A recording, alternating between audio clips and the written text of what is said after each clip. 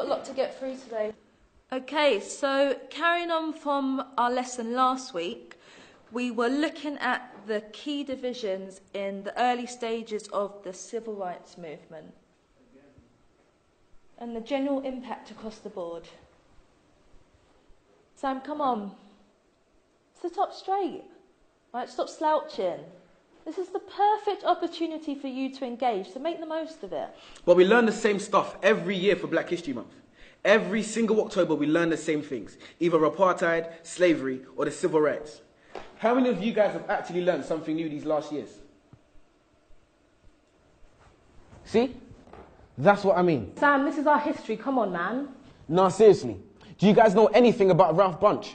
The first black person to win a Nobel Prize?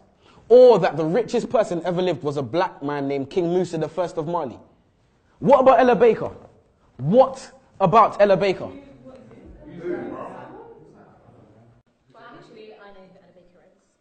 One of the most influential women of the civil rights movement. This is why I can't take Black History Month seriously, man.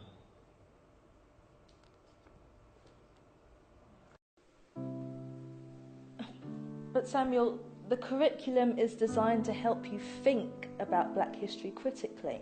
Actually, miss, it's designed to teach us what to think, not how to think.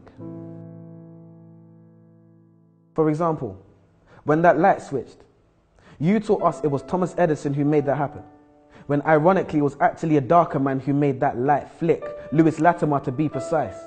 Quite nice when you're talking about Mr. Hamilton and his racing car, but red lights stop. We're always taught that Martin Luther King had a dream, man. But those dreams can't be achieved because our brains are in chains, our minds are enslaved, so we won't get our redemption. Morgan, free, man. Will we ever be free, man? And leave this state of imprisonment?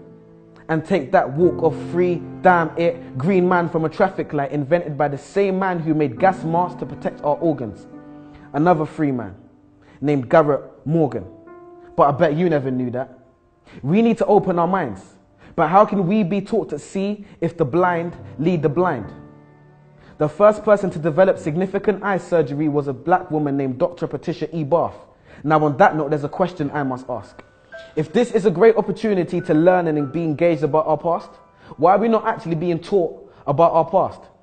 Transatlantic slavery, where we're taught Black history starts, but is it really? There seems to be a lot you haven't told us. And you shut down and hold back on the bold ones who stand against the way you're trying to mold us. Consistent enemies of progress. You're surprised because I know things you don't expect me to know yet. And when I tell you you're wrong for telling me about me, you call it a riot while I call it a protest. The Broadwater Farm riots. The media exacerbate and make it seem like it's a bunch of delinquent youths on the streets, when really the first cause and trigger was death at the hands of the police. We cease to know information and the truth. And that's simply because you withhold information from the youth. Maybe one day we'll be satisfied with how our knowledge of history equates. Well, I'm sure like me, you're waiting for the teacher to fill in that space. So do so then. No answer. Well, maybe I can help and just throw out there some names. Mary Seacole, a Crimean war nurse. Mary Prince, a black female author. To be precise, she was the first. Bernie Grant, influential local activist and respected NP. Trevor McDonald, one of the first black ITN journalists to hit the TV screen. Jamal Edwards and SBTV. And when Fuse ODG brought the Azonto dance to the UK, and my foot swayed to the left and to the right like the wipers of a car's windscreen, and DJ Abrante brought Afro beats to the streets.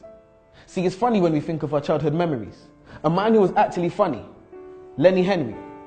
Many others, and the list continues. Marcus Garvey, Haile Selassie, Bob Marley, Ignatius Sancho, Tupac, Fela Kuti, Muhammad Ali, Maya Angelou, R.I.P., Kwame Nkrumah, the first Ghanaian president who retained independence from England, the Windrush ship which brought Caribbeans to Britain.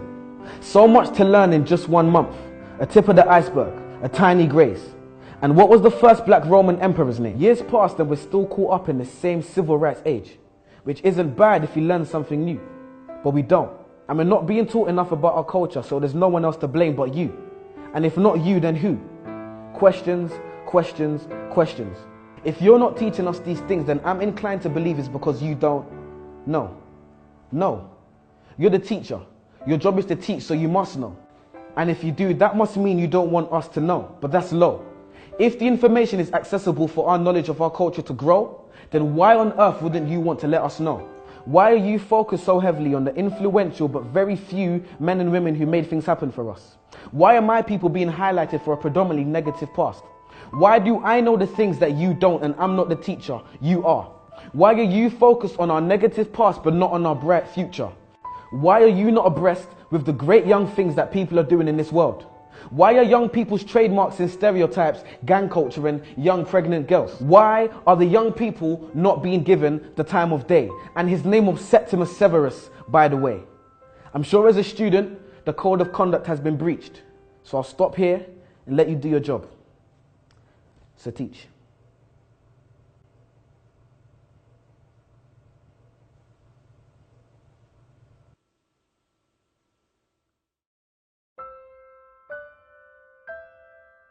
Okay, yo peoples, how's it going? It's your boy Samuel King. This is my poem, What I Wasn't Taught in School. And you're watching Word on the Curb. Blow.